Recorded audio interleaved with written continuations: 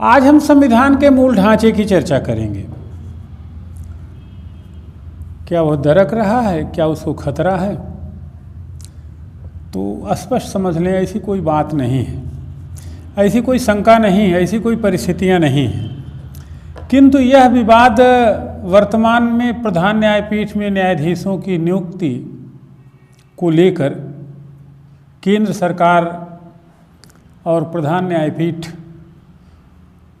में उपजे हुए कुछ विवादों के कारण अस्तित्व में है, जहां प्रधान न्यायपीठ शंका व्यक्त कर रही है कि मूल ढांचा खतरे में है। अब सवाल है कि मूल ढांचा क्या है। पहले हम थोड़ी संवैधानिक बात करेंगे, फिर संविधान के मूल प्रत्ययों की बात करेंगे। तो संवैधानिक बात यह है कि संविधान की वे विशेषताएं, वे व्यवस्थाएं, वे विशिष्ट बातें जो अन्यों पर सर्वोपरिता पाती हों, उसे संविधान का मूल ढांचा कहते हैं।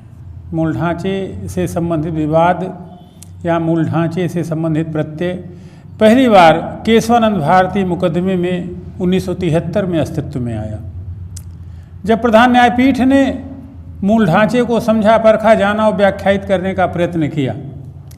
यद्यपि अभी भी कोई सुस्पष्ट व्याख्या मूल ढांचे का नहीं है कि उससे क्या मतलब है। हमारे शरीर की 206 हड्डियां हैं, हमारी आत्मा, हमारी सोच, हमारी विचार है, या भारतीय संविधान की भारतीय संसदीय प्रणाली है।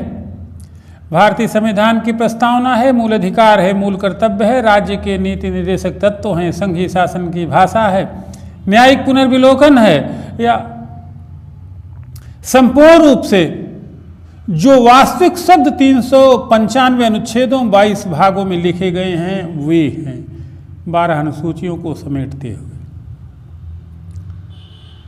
तो ये सब कुछ खास प्रत्यय रचनाएं हमारे संविधान की हैं, जिस पे भारत के भाग्य निरूपित होते हैं। भारत का भाग्य पलता है, पोसता है, बढ़ता है। इन्हीं को मूल ढांचा कहेंगे। जो है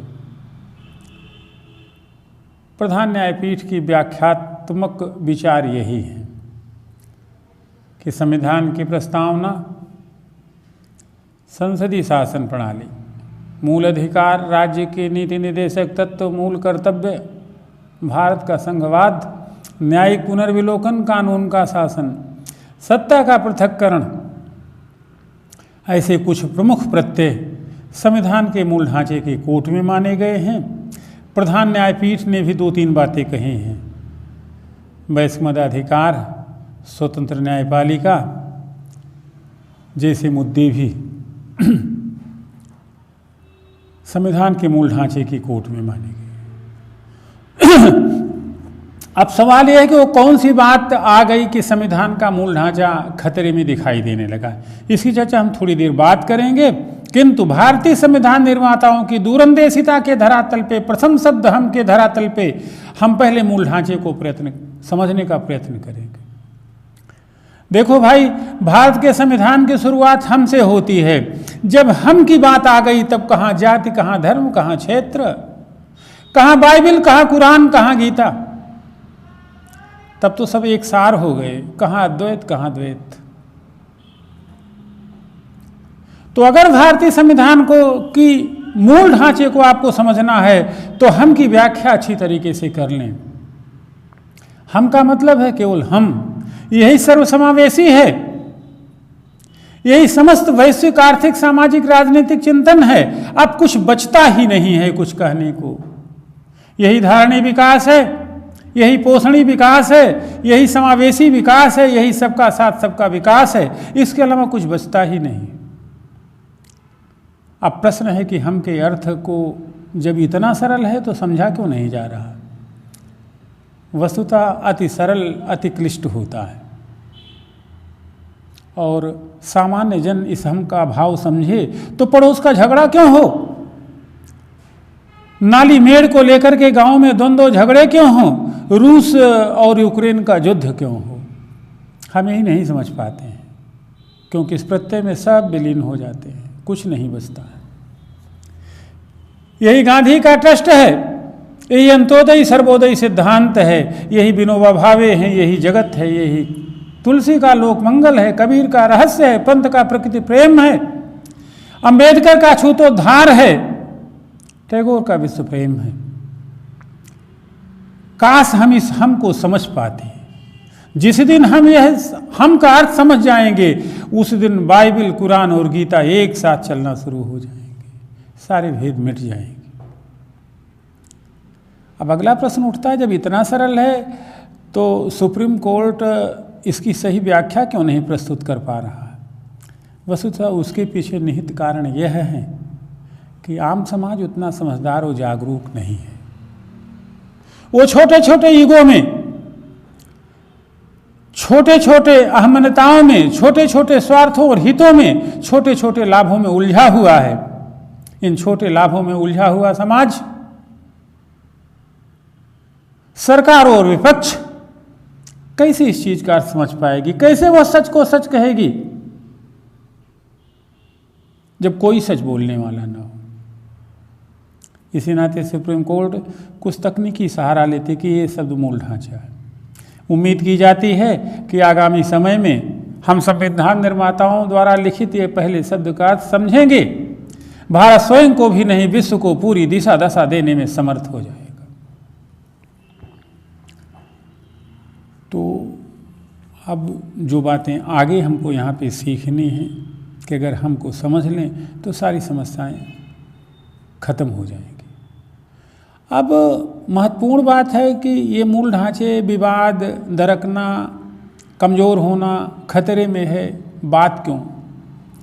वस्तुतः यह सरकारों की अहमन्यता के कारण है। हमारा संविधान सत्य के पृथक्करण की अवधारणा पर विश्वास करता है, यद्यपि यह कठोर रूप में लागू नहीं, फिर भी कार्यपालिका, विधायिका, न्यायपालिका की शक्तियों का सीमांकन है। उनके दायित्व बोध को संविधान में ही निरूपित किया गया है। हमारी सरकारें छोटी मोटी अहमन्यता के धरातल पे से न समझ पाएं या कभी कभी कुछ न्यायाधीश अपने मन का करने को उतारू हो जाएं तो समस्याएं तो खड़ी ही होंगी।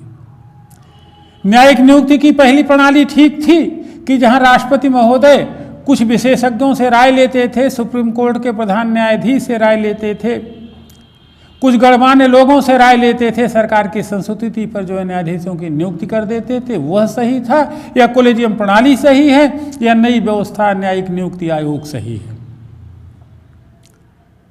इस पे तो हम कोई स्पष्ट राय नहीं दे सकते हैं, किंतु वक्त आ गया है कि सरकार अपने दायित्व को समझे और एक ऐसे पारदर्शी विधि व्यवस्था और कानून का निर्माण करे ताकि सुयोग्य न्यायाधीश आएं और न्याय के विचार को स्वरूप मिले, न्याय के विचार को मूर्त रूप मिले।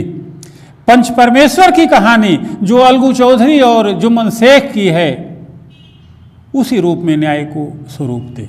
नैसर्गिक न्याय की अवधारणा पे न्याय स्वरूप पाए। न्याय हो ही न न्याय हुआ हुआ लगे। न्याय सीता की तरह से पवित्र हो या सीजर की पत्नी की तरह दूध का धुला हो। न्याय पक्षपाती न हो, न्याय दूसरे पक्ष को। इसके लिए हमको एक कोई पारदर्शी व्यवस्था बनानी होगी।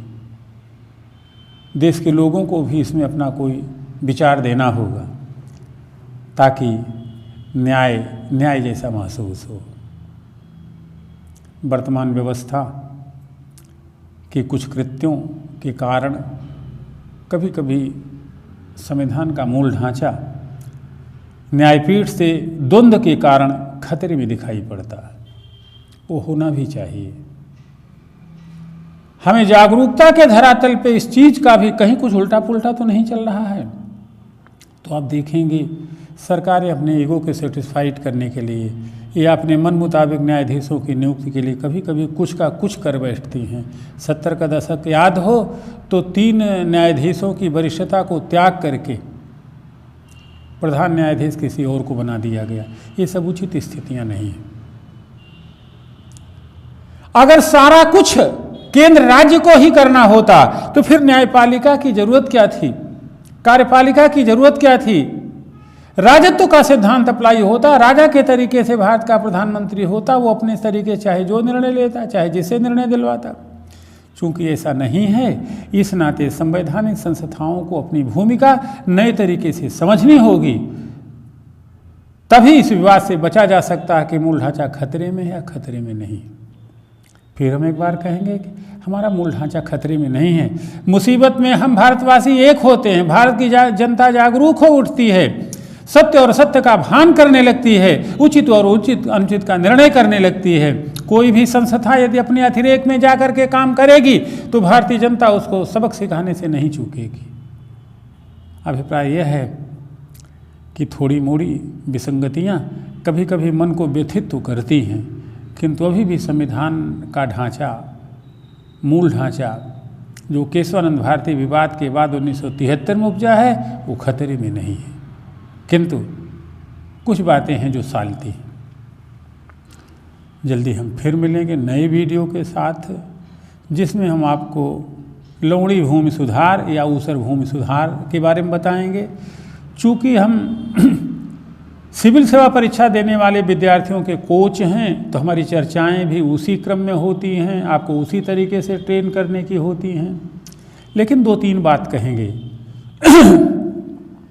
हमारे कुछ 21 वीडियो हाउ टू प्रिपेयर के हैं, 21 वीडियो कोरोना के सच के हैं, और हमारी राजनीति हमारे सपने एक हमारा चैनल है। इनको आप अवश्य 2-3 बार पढ़ डालें। वो बोझिल लगेंगे, पढ़ने में इंटरेस्ट नहीं जमेगा, लेकिन पढ़ें, क्योंकि उससे आपका शब्द भंडार और वाक्य विन्यास ठीक हो जाएगा। हम कानपुर में हैं, अगर हिंदी माध्यम से टॉप करना है तो जल्दी से जल्दी यथाशीघ्र हमारे संपर्क में आएँ। अनंत शुभकामनाएं। जल्दी फिर मिलते हैं नई वीडियो के साथ, जो भूमि संरक्षण, ऊसर भूमि सुधार या लवणी भूमि के बारे में होगा। धन्यवाद। जल्दी फिर।